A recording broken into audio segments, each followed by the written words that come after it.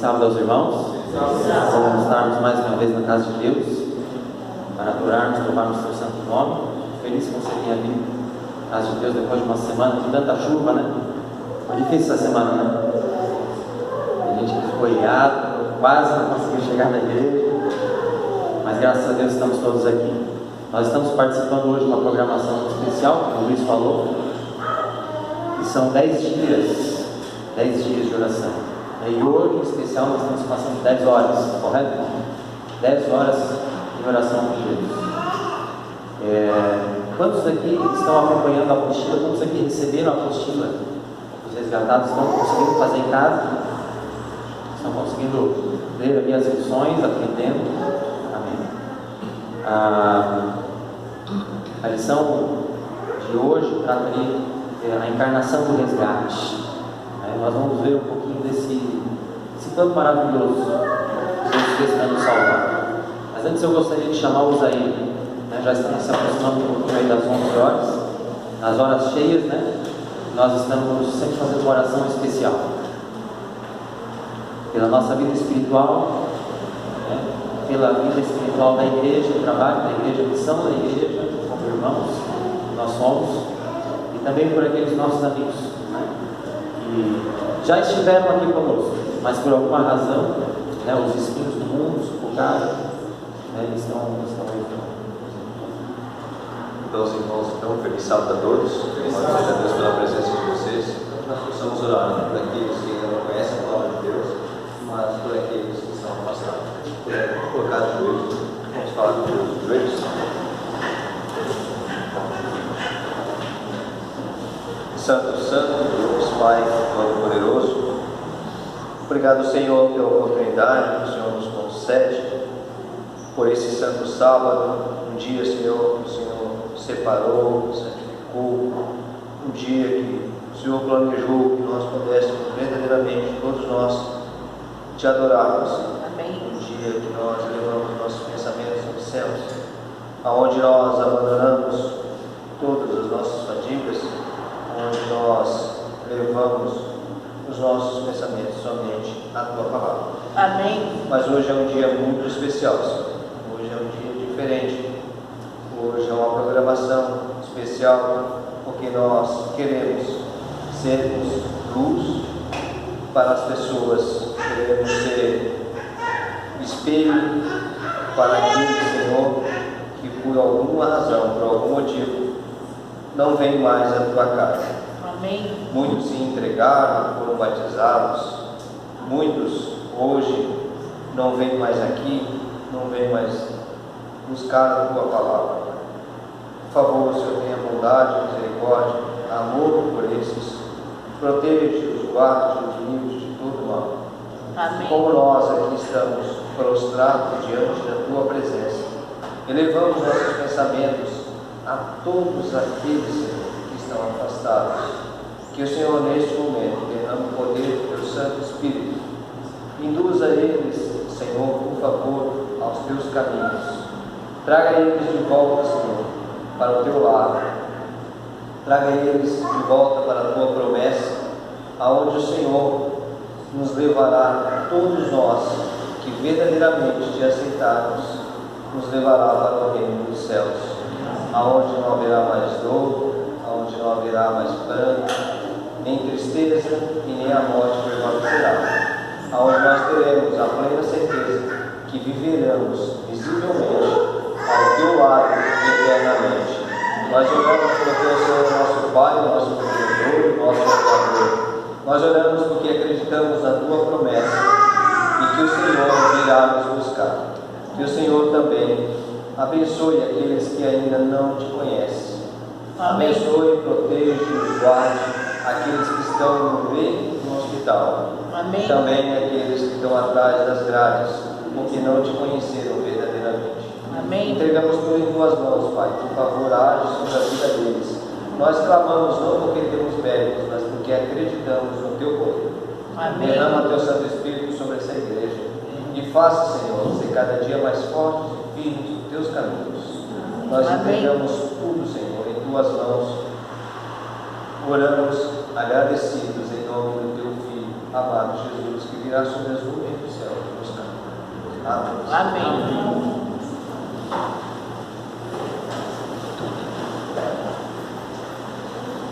Gostaríamos também de aproveitar e dar as boas-vindas àqueles que estão nos visitando esta manhã. Vamos nos cumprimentar. Cumprimente a pessoa que está ao seu lado. Deseja ela um feliz sábado. Diga que Jesus a ama. Você está feliz de vê-la aqui na casa de Deus. Não tem problema, podem levantar. Bom que você está aqui. Louvado seja Deus porque não há outro lugar melhor do que esse para nós estarmos nessa manhã.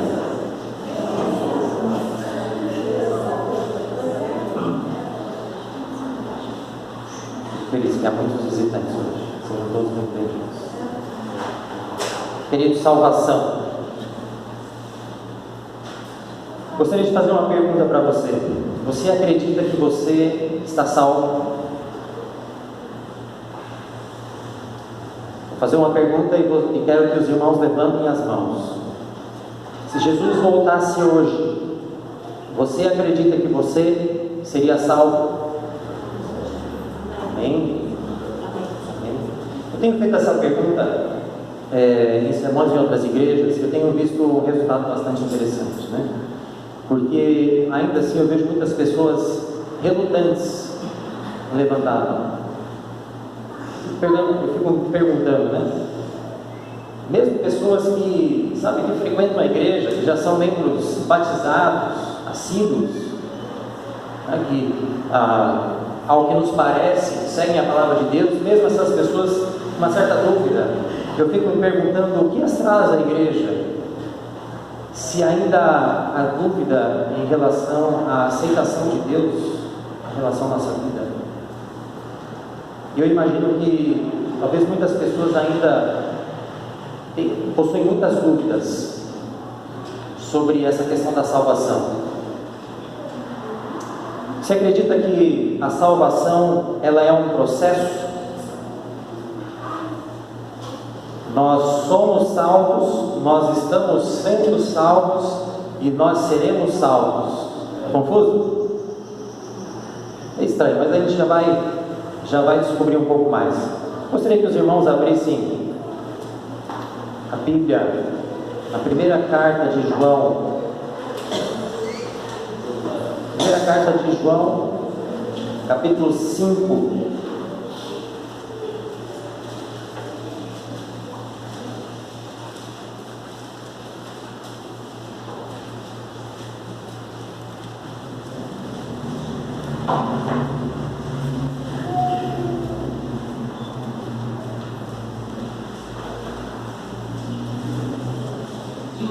João capítulo 5,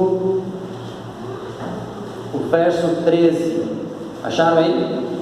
A minha Bíblia, Novo Testamento, página 198. Não sei se é a mesma página da sua.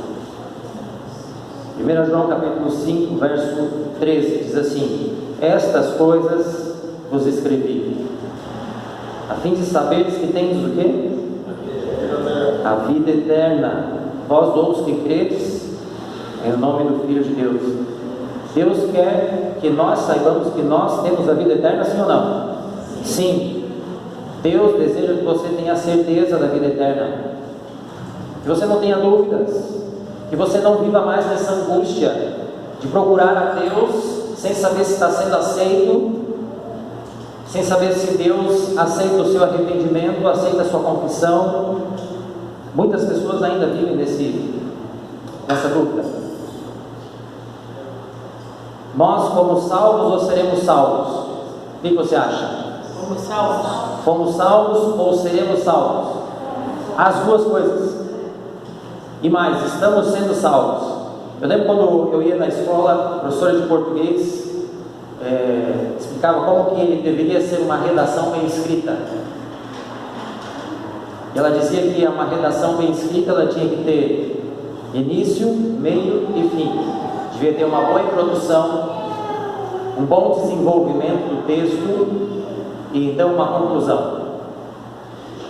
Engraçado que a nossa salvação ela acontece da mesma forma. Ela também acontece em 3 processos. Há uma salvação iniciada, uma salvação continuada e uma salvação concluída. Olha só que interessante, a forma como Deus age. Nós normalmente, os teólogos, né, as pessoas que estudam sobre esse tema, normalmente utilizam 3 termos. Eles dizem justificação, santificação e glorificação. Você já ouviu falar nesses termos? Justificação, santificação, glorificação. O que significam? Você não precisa decorar esses nomes, mas você precisa entender o que eles significam. Isso é importante para que você compreenda, obrigado, como que funciona a sua salvação. Se você está sendo salvo, se você foi salvo, você vai ser salvo. O que acontece? Para você sair desse dilema em que muitos passam. Quando começa a salvação? A partir do momento que aceita Jesus Cristo como Salvador. Quando nós aceitamos a Jesus como nosso Salvador, correto? E como nós conseguimos a salvação? Por meio de obras, por meio da fé, por meio dos dois? Pela graça. Pela graça, mediante a fé. Quantos acham que é unicamente pela fé que somos salvos? Quantos acham que é pelas obras que somos salvos? Quantos acham que é pela fé e pelas obras juntas que somos salvos? Eu fiz essa perguntinha alguns sábados atrás ali com os jovens. Queridos, nós somos salvos de graça unicamente pela fé. É isso que diz a Bíblia lá em Romanos capítulo 3. Vamos lá, vamos ler muitos textos hoje. Romanos capítulo 3, verso 28. Acharam aí? Amém? Concluímos, pois, que o homem é o quê? Justificado. Veja aí o termo, ó, justificação. Somos justificados pela fé, independentemente das obras da lei. Irmãos, vocês podem pensar assim, mas por que então guardamos o sábado? Por que vir à igreja? Por que guardar os mandamentos de Deus? Por que eu devo devolver o meu dízimo? Por que eu devo orar em comunhão com Deus, ajudar os necessitados, se eu não sou salvo pelas obras? Por que eu devo fazer isso? Muitas pessoas pensam dessa forma. Se eu sou salvo unicamente pela graça, mediante a fé, isso é tudo que basta. E realmente, nos basta unicamente a fé, né? É isso mesmo. Nada do que nós fazemos é capaz de nos salvar. Não é a guarda dos mandamentos, não é porque você vem à igreja aos sábados que isso vai te salvar, nada disso. Então por que a gente guarda os mandamentos, irmãos? Porque Deus nos pede, unicamente por causa disso. É uma resposta de amor ao tudo que Deus nos fez. Deus diz lá também na primeira carta de João: se me amais, o quê? Guardareis os meus mandamentos. Você ama o Senhor de todo o seu coração, você aceitou, você tem fé nele, por que você não obedece? Por que você não obedece? Então obedecemos, guardamos os mandamentos, devolvemos o dízimo, ajudamos os necessitados, porque é isso que Deus nos pede. É isso que vai nos salvar? Não. Mas é o mínimo que podemos fazer em resposta ao amor de Deus, ao tudo que Ele nos deu. É um pouquinho que a gente retribui em agradecimento. E esse começo dessa salvação, nós chamamos de justificação. Quanto tempo ela ocorre? Quanto tempo dura uma justificação? Um segundo. A justificação ocorre em um segundo. Você aceitou a Jesus, você está salvo. Você recebeu a salvação. É instantâneo. Quando nós entregamos a Jesus e aceitamos o seu sacrifício de Jesus em nosso lugar. Veja lá Romanos, está funcionando? Romanos 5,18 diz assim, ó: pois assim como por uma só ofensa veio o juízo sobre todos os homens para a condenação, Assim também, por um só ato de justiça, veio a graça sobre todos os homens para a justificação e da vida. Veja, o termo justificação vem de justiça, de juízo. Então, para que a gente possa entender o que significa justificação, a gente precisa imaginar como isso aqui, como se fosse um tribunal. Imaginando, estamos todos aqui num tribunal, Deus é o juiz, tem ali as testemunhas, os anjos, há um acusador, Satanás, e todos nós, a raça humana, somos os réus. E a cada pessoa que se apresenta diante do Rei do Universo, o juiz, ali vai junto com a sua ficha, não é? Vamos imaginar que isso aqui seja a minha ficha, essa aqui é a minha vida, pesada, cheia de pecados. E quando é colocado na balança, é dado em falta, condenado. O que a lei diz? O salário do pecado é morte. Você pecou, merece morrer. Mas então vem o nosso advogado, se coloca no meio do tribunal. Ei, por favor, uma atenção aqui. Eu vou assumir a condenação dele. Eu vou assumir o lugar desse réu. Deixa ele viver, porque eu vivi sem pecado. A minha vida, a minha recompensa pela vida de pecado, pela vida nesse mundo sem pecado, eu lhe dou a esse réu. E eu então assumo a sua culpa, a sua condenação. Então, na verdade, o que Jesus fez na cruz foi assumir o nosso lugar. Nós pecamos, merecemos morrer, Jesus foi lá, assumiu o nosso lugar. A Bíblia diz que o salário do pecado é a morte. E, queridos, Deus é tão justo que Ele não poderia simplesmente cancelar a pena. A pessoa assim, puxa vida, o homem pecou, né? O que nós vamos fazer? Deixa quieto. Não, deixa quieto, vai, passa. Não, a lei de Deus, ela é tão santa que o próprio Deus teve que vir cumpri-la. Há necessidade de uma condenação, eu vou lá pagá-la. Veja que muitas pessoas acreditam que a lei pode ser mudada, né? As pessoas acreditam que a lei mudou.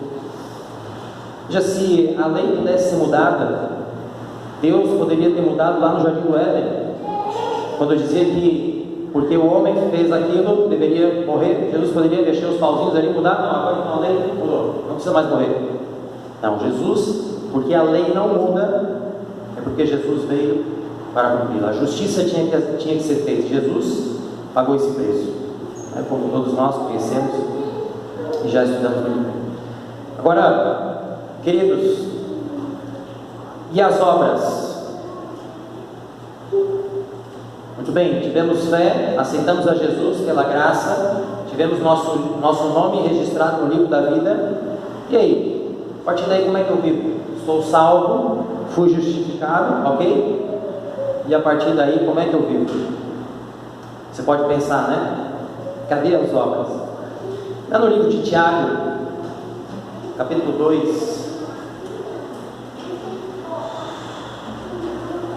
está ali depois de Hebreus, depois você pode ler em casa com mais atenção.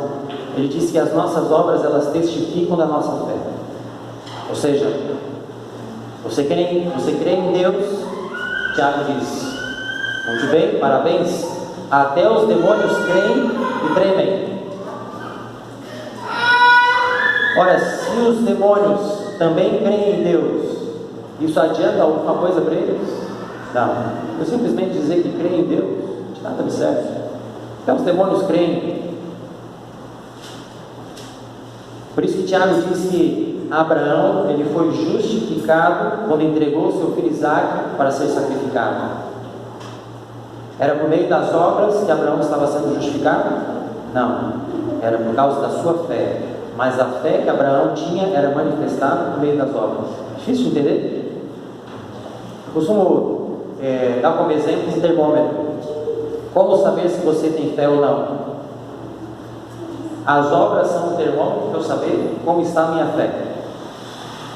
Por isso que lá em Tiago, ele diz assim, né? No verso 18, capítulo 2: mas alguém dirá, tu tens fé, e eu tenho obras. Mostra-me essa tua fé sem as obras, É possível mostrar a fé sem as obras? Mas ele disse: eu, com as minhas obras, te mostrarei a minha fé. Como saber se você tem fé ou não? Como medir se eu estou salvo ou não? Pelas obras. Se eu estou obedecendo a Jesus, estou mostrando que realmente eu tenho fé. Se eu não obedeço a Jesus, se me amais, guardareis os meus mandamentos. Mas se eu não obedeço a Jesus, realmente eu tenho fé? É essa fé que salva? Não. Deu para entender, queridos? 1 João, capítulo 2. 1 João, capítulo 2, verso 4 diz: aquele que diz, eu o conheço, e não guarda os seus mandamentos, é mentiroso, e nele não está a verdade. Portanto, somos salvos pela graça mediante fé. Tenho fé, logo sou salvo do pecado. Sou salvo pelas obras? Sim ou não? Não. Mas são elas que mostram se realmente eu tenho fé ou não, ok? Agora, queridos, uma vez justificados, o que acontece?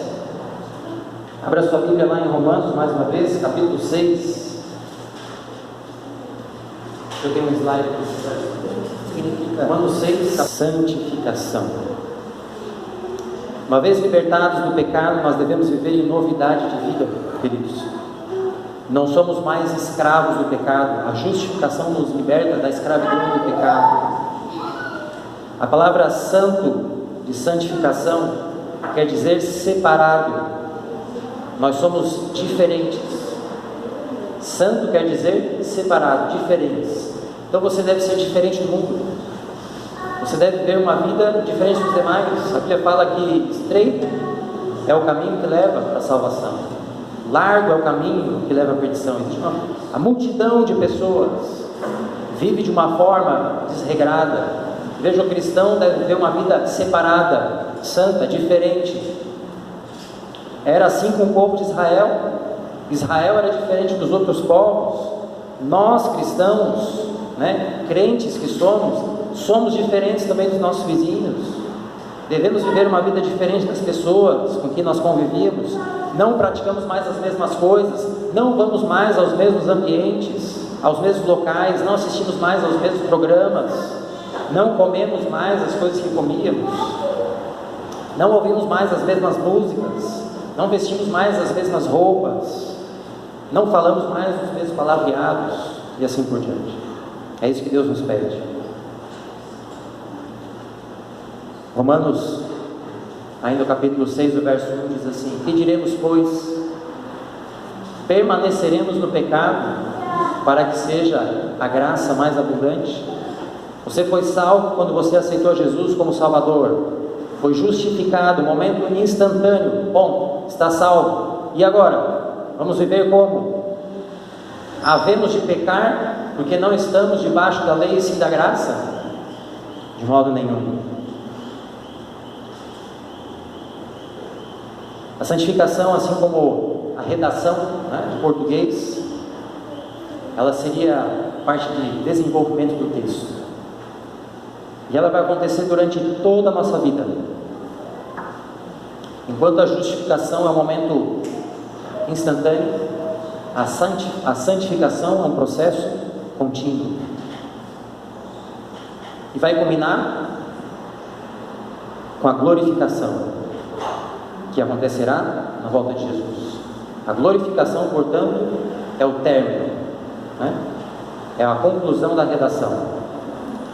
Lá em Filipenses, capítulo 3, versos 20 e 21, diz assim: pois a nossa pátria está nos céus, de onde também aguardamos o Salvador, o Senhor Jesus Cristo, o qual transformará nosso corpo de humilhação para ser igual ao corpo da sua glória, segundo a eficácia do poder que Ele tem de até subordinar a si todas as coisas. Glorificação é tornar o nosso corpo semelhante à sua glória. Quando que isso vai acontecer? Quando que o nosso corpo corruptível se revestirá de incorruptibilidade? Quando que o nosso corpo mortal se revestirá de imortalidade? Na volta de Jesus. Na volta de Jesus é que então teremos um corpo glorificado. Portanto, é apenas na glorificação que se completa a nossa salvação, que não teremos mais um corpo tendencioso ao pecado. Presta atenção, queridos. Enquanto não acontecer a glorificação, você continuará tendo tendência ao pecado. Você entendeu isso? Enquanto não acontecer a glorificação, você continuará com tendência ao pecado. Apenas na glorificação que estaremos livres das tentações. Apenas na glorificação que estaremos livres de pecado. Gostaria de apresentar um pequeno resuminho. Veja, aí está os 3 processos. Em termos teológicos: justificação, santificação, glorificação. O que seria? A justificação seria a salvação iniciada. A santificação seria a salvação continuada. E a glorificação, a salvação concluída. O que é? A justificação, eu fui salvo. A santificação, estou sendo salvo. E a glorificação, serei salvo. É um processo que acontece imediatamente, a justificação. Santificação, progressivamente. A glorificação, finalmente. Quando? Justificação no passado, mas também no presente. Já vamos conversar mais sobre isso. A santificação acontece no presente, a glorificação no futuro. Está dando para entender? Salvo do quê?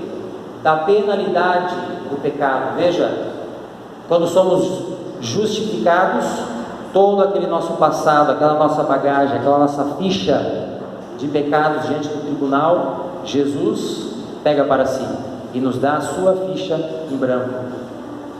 Somos salvos da penalidade do pecado. Na santificação, somos salvos do poder do pecado.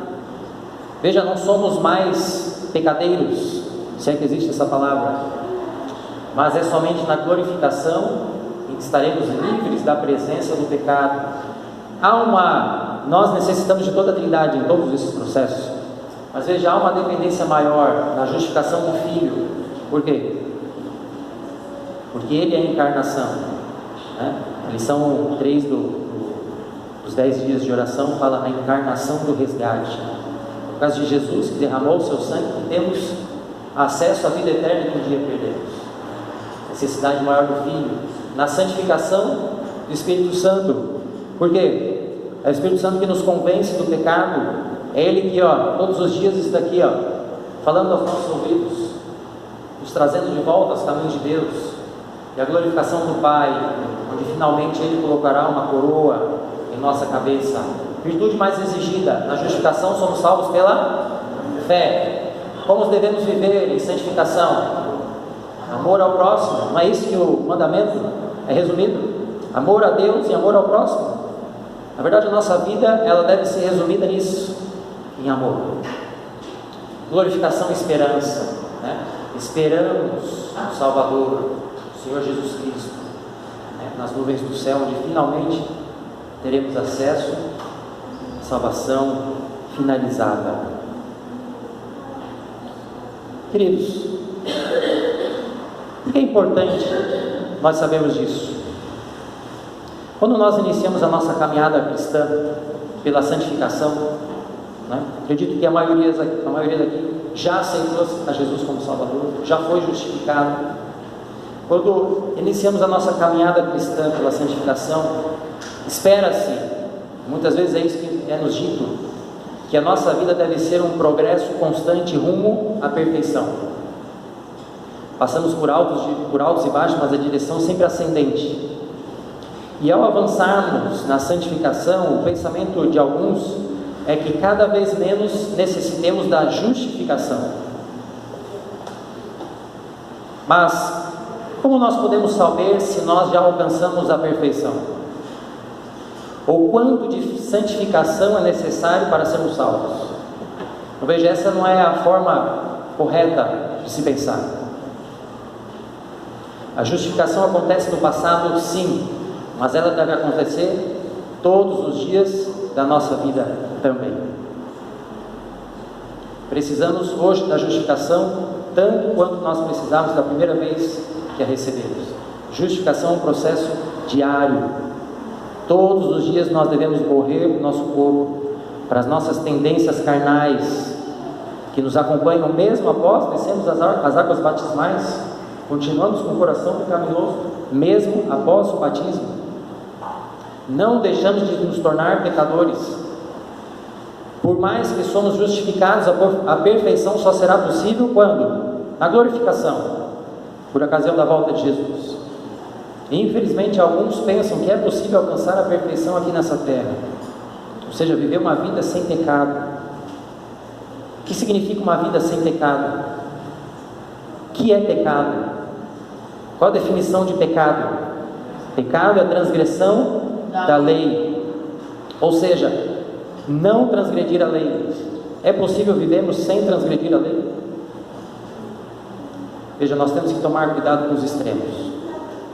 Enquanto existe o extremo que diz que a graça basta, e isso é tudo na minha vida, eu não preciso fazer mais nada, há outro extremo daqueles que acham que é possível guardar a lei em perfeição. Infelizmente isso não é possível, só será possível na glorificação. A natureza pecaminosa nos acompanha. Você que já foi batizado, você já sentiu tentação na sua vida? Lógico, certamente todos os dias somos tentados. E mais, queridos, todos os dias nós pecamos. Todos os dias. Queridos, não é assim a nossa vida.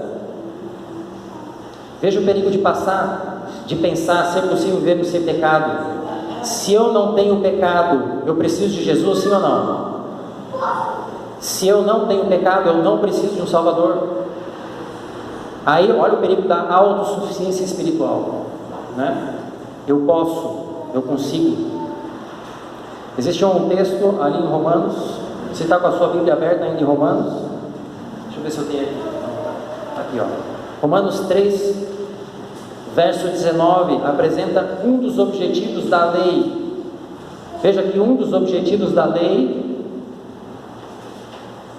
é dizer aos que vivem na lei que se cale toda a boca e todo mundo seja culpável perante Deus. Veja, um dos objetivos da lei é dizer que todo mundo é pecador. Cale a boca de todo mundo. O verso 10, um pouquinho antes ali, diz assim: não há um justo sequer, não há quem entenda, não há quem busque a Deus, todos se extraviaram, todos são pecadores. E o verso 20 continua dizendo assim: visto que ninguém será justificado diante dele por obras da lei, em razão de que pela lei tem o pleno conhecimento do pecado. Alguém conseguirá ser justificado pelos seus próprios méritos? Não. Mas quando eu passo a seguir a lei, eu entendo realmente o que é o pecado. 1 João, capítulo 1, verso 8. Se dissermos que não temos pecado nenhum, a nós mesmos nos enganamos, e a verdade não está em nós. Existe uma historinha de um caminhoneiro que estava passando por uma estrada e viu ali algumas pessoas, os transeuntes, caminhando com muitas bagagens, malas. Alguns carregavam suas malas nas costas. Ele pensou assim: por que não? Estou com a carreta, né, livre, vou parar e colocar esse pessoal todo aí atrás ali, né, e dar uma carona para eles. Depois de seguir alguns quilômetros, aquele caminhoneiro, ele olha pelo espelho e ele vê que as pessoas estão sentadas na carreta, mas continuam com suas bagagens nas costas, carregando por cima das suas cabeças. Ele então para, acha aquilo muito estranho, e ele pergunta: por que vocês não põem no chão aí essas cargas tão pesadas e descansam enquanto nós viajamos? Eu já estou dando uma carona para vocês. E as pessoas disseram: oh não, você já nos auxiliou demais, o mínimo que podemos fazer é levar as nossas próprias cargas. Hoje muitas pessoas pensam de uma forma espiritual da mesma maneira: não, Jesus já fez tanto por mim, o mínimo que eu posso fazer. Há algo que a gente possa fazer que nos dê algum mérito diante de Deus? Nada. Queridos, lá em Tiago, vamos voltar para Tiago.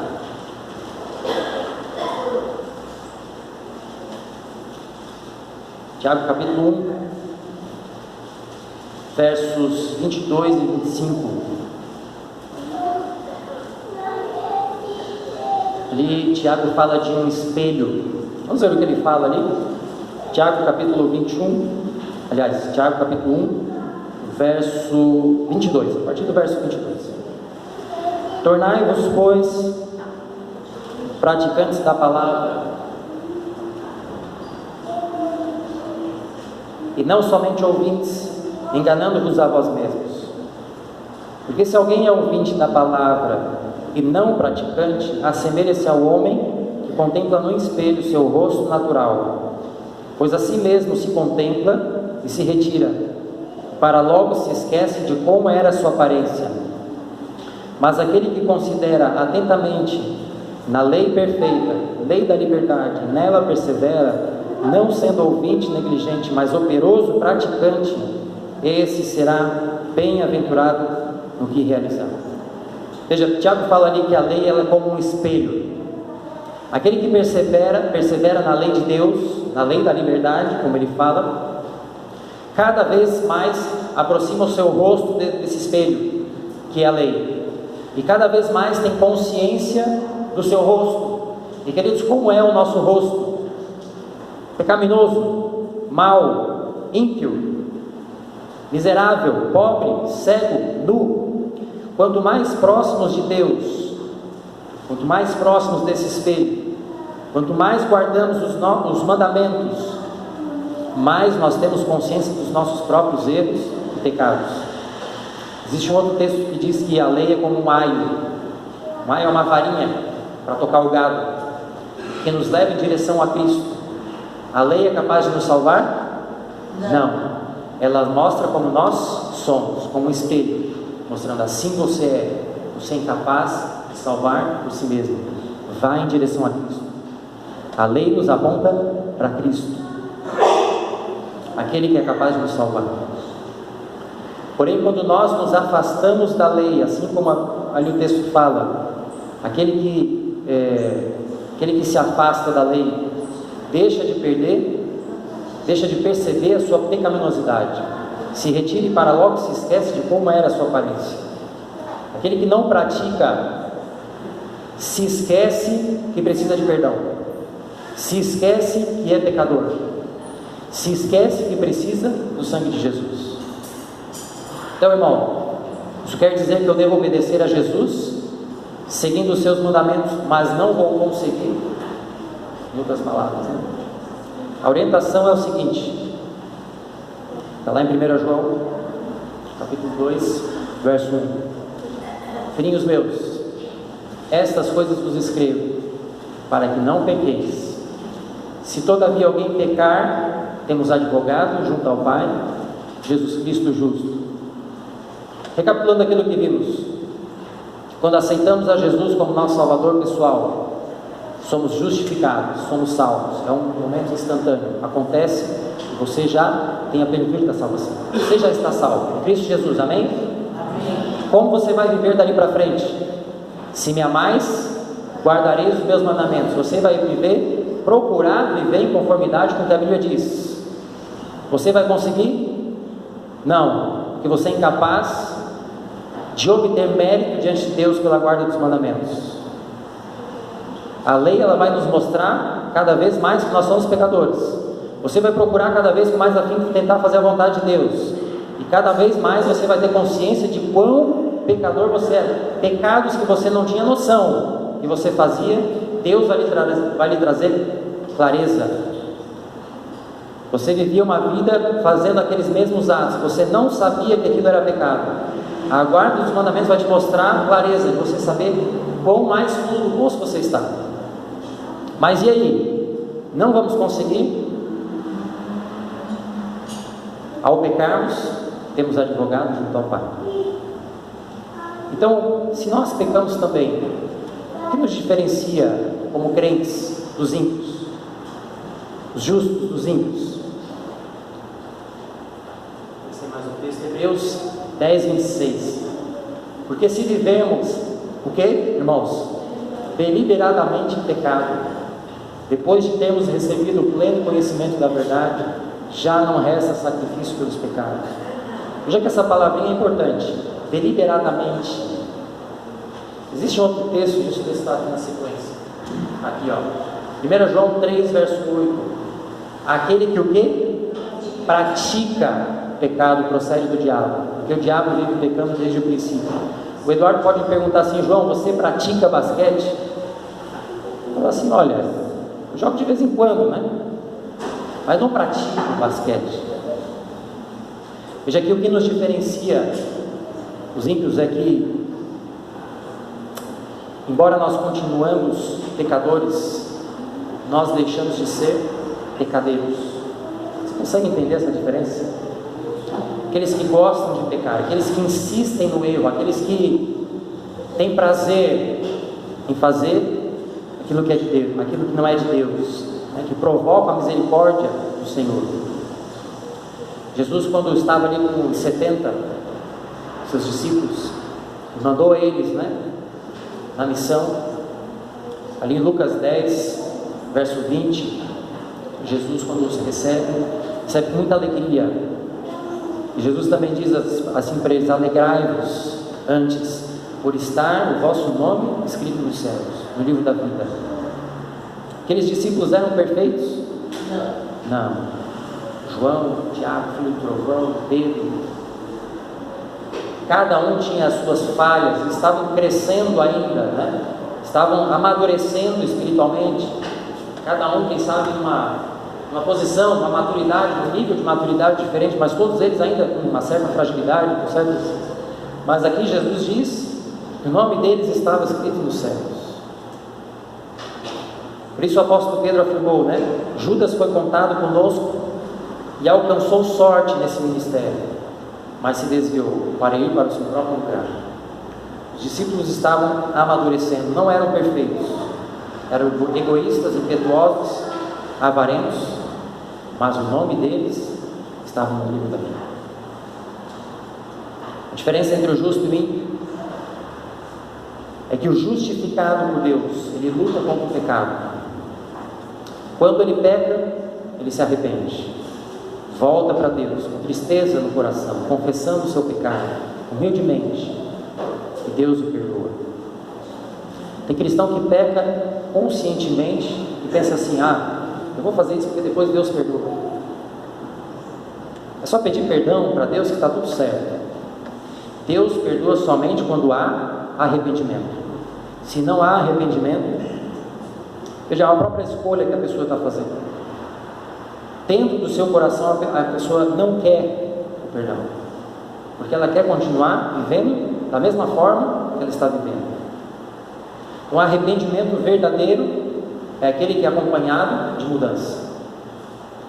Ellen White nos aconselha dizendo que o simples ceder uma vez à tentação pode desviar todo o curso de sua vida para a direção errada. Está lá em Mensagem aos Jovens, na página 429.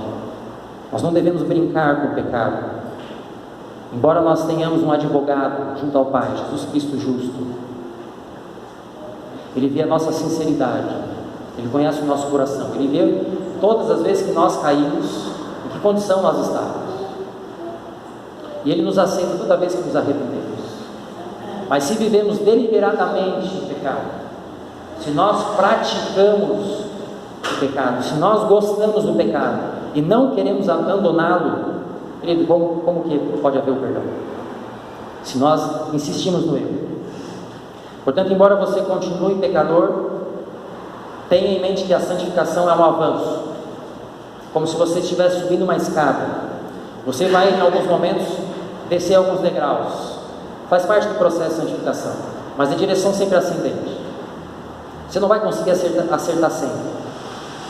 Paulo, ele relata a luta que vive o cristão lá em Romanos 7, versos 15 a 25, ele diz assim: porque nem mesmo compreendo o meu próprio modo de agir, pois não faço o que prefiro, sim o que detesto, porque eu sei que em mim, isto é, na minha carne, não habita bem nenhum, pois o querer o bem está em mim, não porém o efetuá-lo.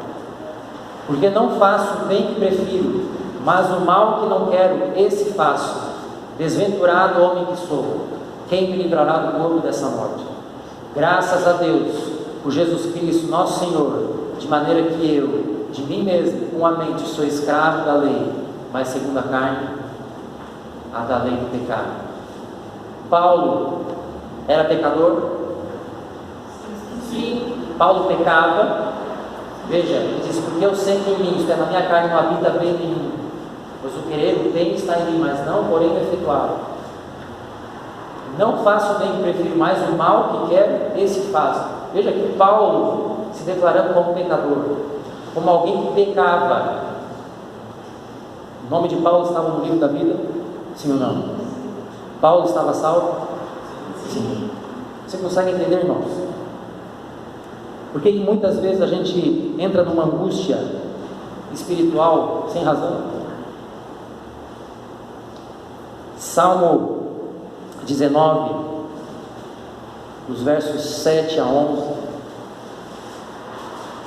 Ali o salmista, ele exalta a lei de Deus pela seguinte razão: a lei sem Cristo, para mim e para você, ela é condenação, mas com Cristo ela é vida. Queridos, quando nós, por mais que pecaminosos do jeito que nós somos, falhos, seres humanos falhos, caídos, por mais que não consigamos compreender nem praticar nos miúdos, a palavra de Deus, os seus mandamentos, quando nós começamos a tentar, veja que é uma caminhada ascendente, nunca vamos ser perfeitos, mas a cada passo que nós damos, nós cada vez mais percebemos a beleza da lei do Senhor. Ela é perfeita e restaura a alma. O testemunho do Senhor é fiel e dá sabedoria aos simples. Os preceitos do Senhor são retos e alegram o coração. O mandamento do Senhor é puro e ilumina os olhos. O temor do Senhor é límpido, permanece para sempre. Os juízos do Senhor são verdadeiros e todos igualmente justos. São mais desejáveis do que o ouro, mais do que muito ouro depurado. São mais doces do que o mel e o destilar dos favos. Além disso, por ele se admoesta o teu servo. Em o quê? Nos guardar a grande recompensa. Por mais que não façamos, procurando méritos para a nossa salvação, a grande recompensa daqueles que o servem, daqueles que procuram guardar os mandamentos de Deus. Eu sei que você, na sua própria vida, você é testemunha disso. Queridos, eu quero dizer com tudo isso, não espere chegar num estágio de perfeição para se sentir aceito por Deus. Quando alguém perguntar para você, se Jesus voltasse hoje, olhe para a sua vida. Se você foi justificado por Deus, se você está nessa caminhada de santificação ao lado dele, mais que você tenha os seus altos e baixos, aceite a misericórdia do Senhor. A Bíblia fala que Cristo é longânimo, não querendo que ninguém pereça, mas que todos cheguem ao arrependimento. Essa misericórdia nos serve. Aonde abundou o pecado, superabundou a graça. Não importa os seus pecados, presta atenção no que eu vou falar agora. Não importa os seus pecados, contanto que os seus olhos estejam fixos em Jesus. Você entende isso? Não fixe os seus pensamentos nos seus pecados, no que você está fazendo de errado. As pessoas falam que, puxa, peguei de novo, caí. Não importa quantas vezes você cair, contanto que os seus olhos estejam fixos em Jesus, você tem a salvação. Amém? Queridos, quando Jesus esteve lá na cruz, havia um ladrão ao lado dele. Aquele ladrão, ele havia feito, a sua vida era de crimes, do início ao fim. Nós não sabemos com detalhes da vida desse ladrão, mas imaginemos que ele não tenha feito um bem sequer. E a consequência, a penalidade estava ali, estava com os braços pregados naquele madeiro, crucificado junto com Jesus. Mas naquele último instante da vida dele, por um segundo, ele compreendeu aquilo que ele não compreendeu durante toda a sua vida. E ele aceitou. Salvação instantânea, justificado. Toda aquela vida passada de pecados para Deus Nada mais importava.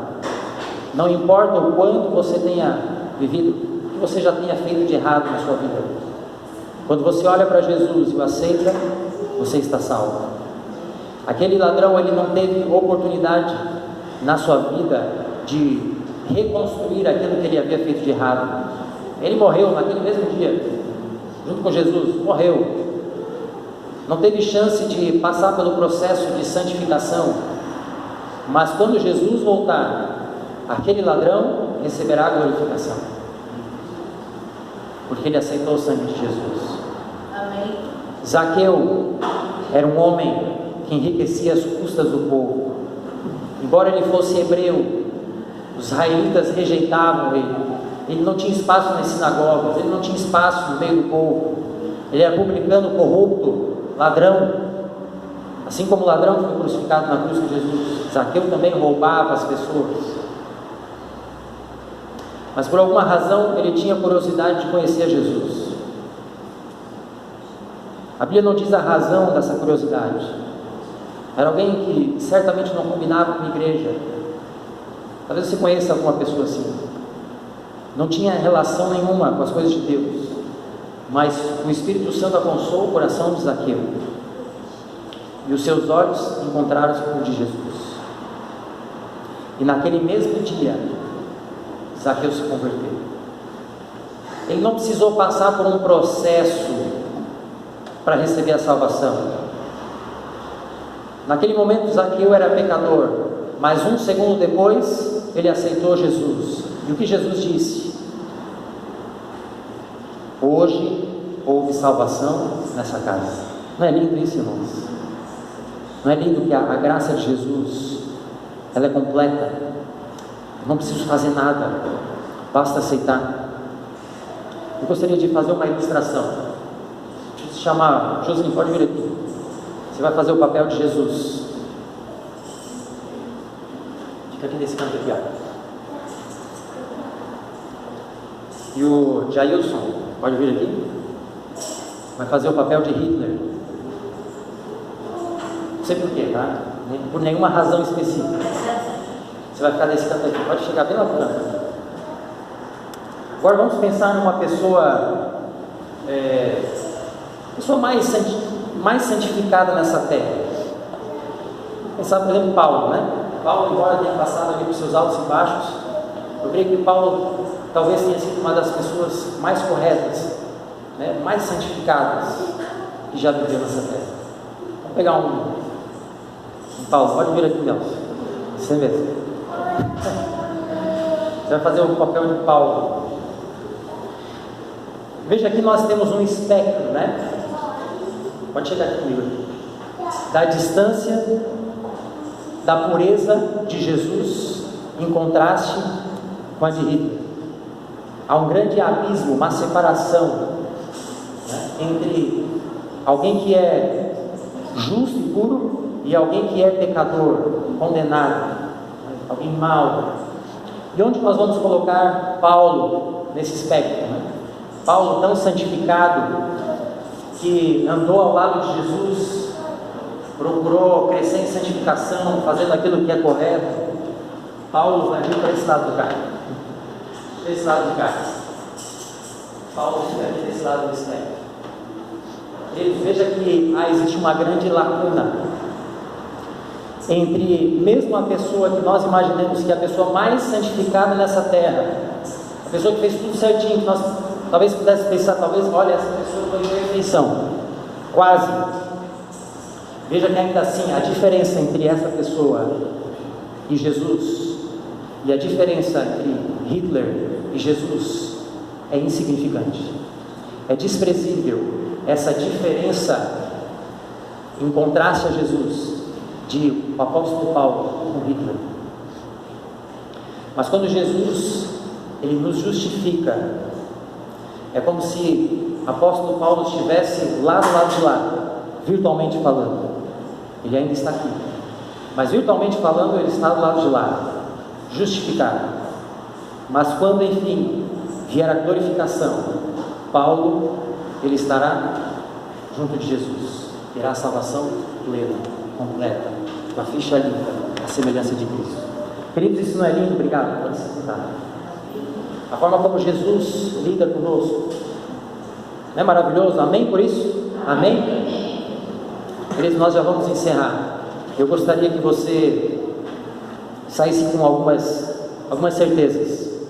Primeiro, que você saia com a certeza da salvação, isso Jesus.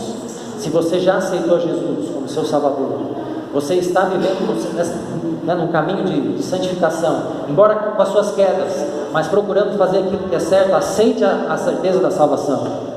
Assim como nós lemos lá em 1 João 5, Jesus deseja que você tenha a certeza da salvação, que você saia daqui sabendo que somos salvos unicamente pela graça, mediante a fé, mas que a fé que nos salva, ela é acompanhada de alguma coisa, ela é acompanhada de obras.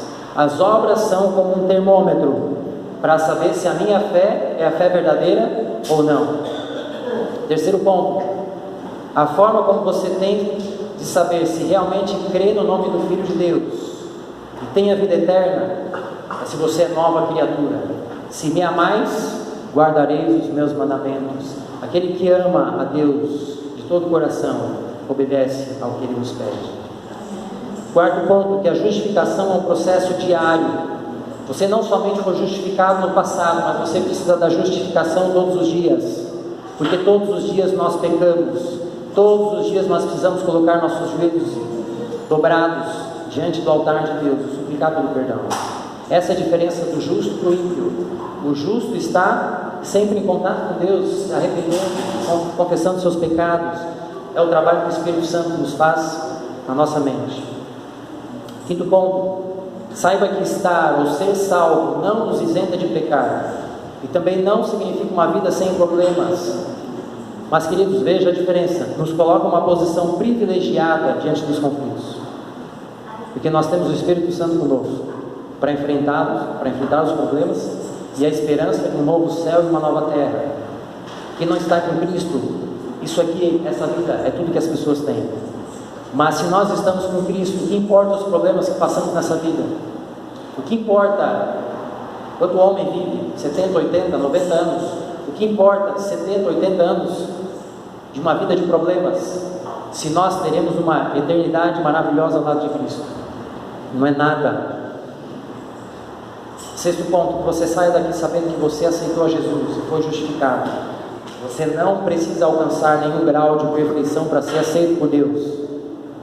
Por fim, que você saia daqui sabendo que Jesus logo vai voltar para nos levar para as nações celestiais, onde estaremos para sempre com Jesus, onde finalmente não teremos mais um coração pecaminoso, onde finalmente teremos um coração limpo e puro, glorificado, sem mácula do pecado, por toda a eternidade. Você gostaria de receber salvação em sua casa hoje, assim como Zaqueu recebeu?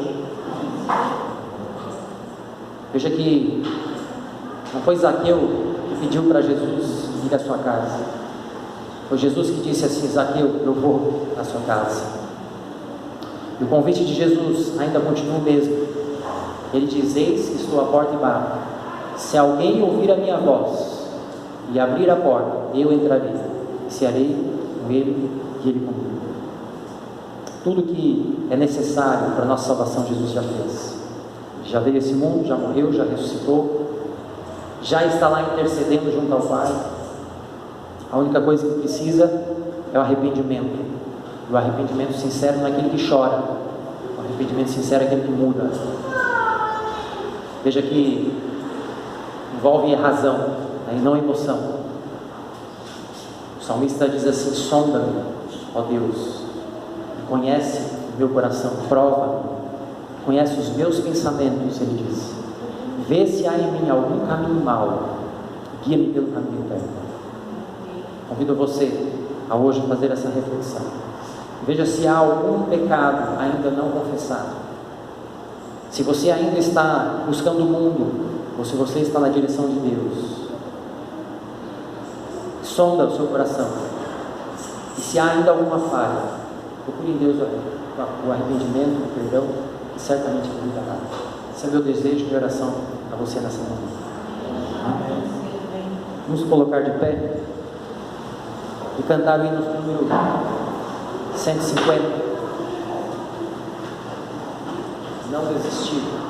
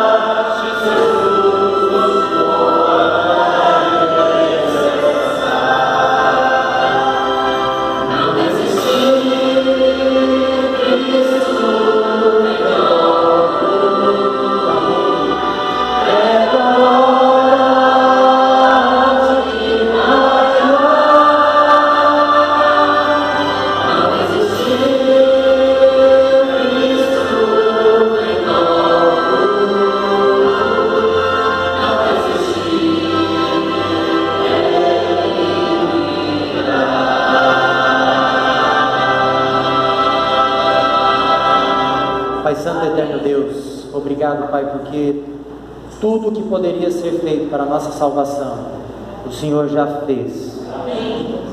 Pai querido, sabemos que logo o Senhor virá a essa terra, muito em breve, que nenhum dos que aqui estão, Pai, possa desistir. Só falta pouco, Pai, já estamos quase lá. Que o Senhor possa nos ajudar a termos a nossa fé bem firmada, aquela fé verdadeira, que vem acompanhada de obediência ao que o Senhor nos pede. Que o Senhor possa nos dar força a mantermos os nossos olhos fixos em Ti, não importando as nossas quedas, Pai, não importando os nossos pecados, mas sim nossa confissão e arrependimento. Pai querido, que nenhum dos que aqui estão se perca. O Senhor possa abençoar essa igreja, possa ser uma luz a iluminar. O Senhor também possa nos usar como ferramentas para o Teu ministério, para alcançar mais pessoas que ainda não Te conhecem, que não conhecem essa graça maravilhosa de ser salvo, de saber que está salvo, de saber que continua sendo salvo, de saber que finalmente seremos salvos. Que o Senhor possa nos confortar com essa mensagem. Que o Senhor possa abençoar o restante desse dia, ao sairmos, a visitarmos aqueles que estão afastados de Ti. Que o Teu Santo Espírito possa ir na frente, Pai, tocando o coração dessas pessoas, para que possam voltar aos Teus caminhos. Queremos que essa igreja esteja cheia de pessoas, para que naquele glorioso dia da Tua volta, possamos estar aqui todos, reunidos a uma, os nossos braços abertos, para receber a eternidade. É o que nós te pedimos, Pai. Não que haja mérito em nós, mas no sangue de Jesus. Amém.